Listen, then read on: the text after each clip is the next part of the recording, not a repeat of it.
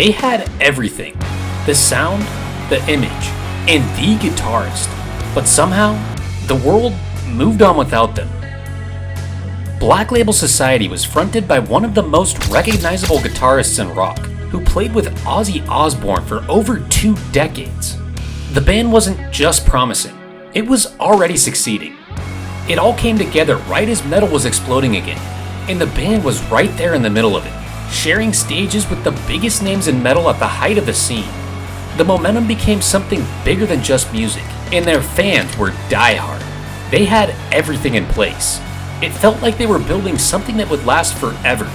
But that's where it all stopped.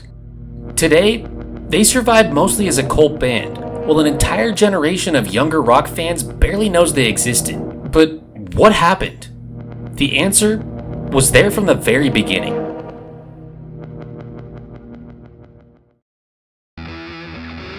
To understand Black Label Society, we first have to start with Zakk Wylde. When Wylde was introduced as the new guitarist for Ozzy Osbourne's band in 1987, fans didn't know what to think. To them, he was just a seemingly random 19-year-old with no experience and no name for himself at all. And he was stepping into the place of legendary guitarists who would help define Ozzy's sound. But almost immediately, people noticed that something was different about him. He played with the confidence of a legend, even while pushing a style no one had heard before. More importantly, Ozzy saw something in him almost immediately. By the time the two released No More Tears, Wylde wasn't just Ozzy's guitarist anymore. He now had a reputation of his own. That momentum eventually pushed him towards a project of his own. A band that would carry his identity, his sound, and his audience into a world of its own. That band was Black Label Society. The band officially formed in 1998. The result of years of solo experimentation, it had become an extension of Zakk himself. But unlike most new bands, Black Label Society wasn't waiting for a big break. Zakk already had an audience behind him, and Ozzy's backing meant the band entered the scene with instant credibility. When the band released its debut album in 1999, their shows were selling out immediately. At the time, metal was exploding again, but while the genre was constantly reinventing itself, Black Label Society doubled down on something heavier and more timeless. Even as the genre rapidly evolved around them, they were finding themselves on bigger stages every year. Night after night, fans were packing into venues just to watch Zakk perform. But while the band kept growing outward, something even stronger was starting to form on the inside. Every successful band has its fans, but with Black Label Society, they built a connection that felt uniquely personal. People weren't just listening to the music, they were starting to carry the band everywhere they went. A huge part of that came from Zakk Wylde himself. Unlike most rock stars who were larger than life, Zakk came across like someone fans could actually relate to. While on stage, he looked untouchable. Off stage, fans felt like they actually knew him. And the music reflected that same contradiction. Beneath the massive riffs and biker imagery were songs built around pain, loyalty, loss, and survival. Before long, the band started feeling different from every other metal act. The culture was spreading like wildfire, and the connection people felt to it was becoming almost all-consuming. That identity spread into everything surrounding the band. The leather vests, the skull-covered guitars, the patches fans wore almost like uniforms. Then came the phrase that would define the entire culture around them: SDMF. It started as a slogan, but over time it grew into something much bigger. Fans repeated it like a code, and it became a way for them to recognize their own. By the mid-2000s, fans were no longer just fans. They were part of the Brotherhood. But as that connection grew deeper, a shift began to take shape.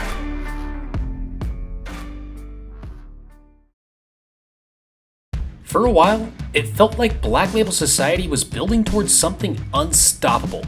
Records kept coming, the shows intensified, and the Brotherhood was growing stronger by the day. But as the years went on, something about the band's momentum started to feel different. The world around the band was steadily moving forward. While inside the band, it only seemed to grow deeper. Albums were released on almost a yearly basis, and despite a small lull after Shot to Hell in 2006, they never really went away. Even with a seemingly ever-changing roster, their fans remained totally captivated. But a very subtle change had started, one that went almost completely unnoticed. The entire culture around metal was changing. New sounds, new aesthetics, and younger bands were starting to reshape the scene. Bands like Avenged Sevenfold and Slipknot were not only dominating heavy music, they were spreading into games, online culture, and an entirely new generation of fans. Meanwhile, Black Label Society's focus was on their existing fans. The sound stayed familiar, and their branding remained recognizable, but the culture around the band was no longer expanding outward. It was tightening inward. And yes, this was huge for their existing fans.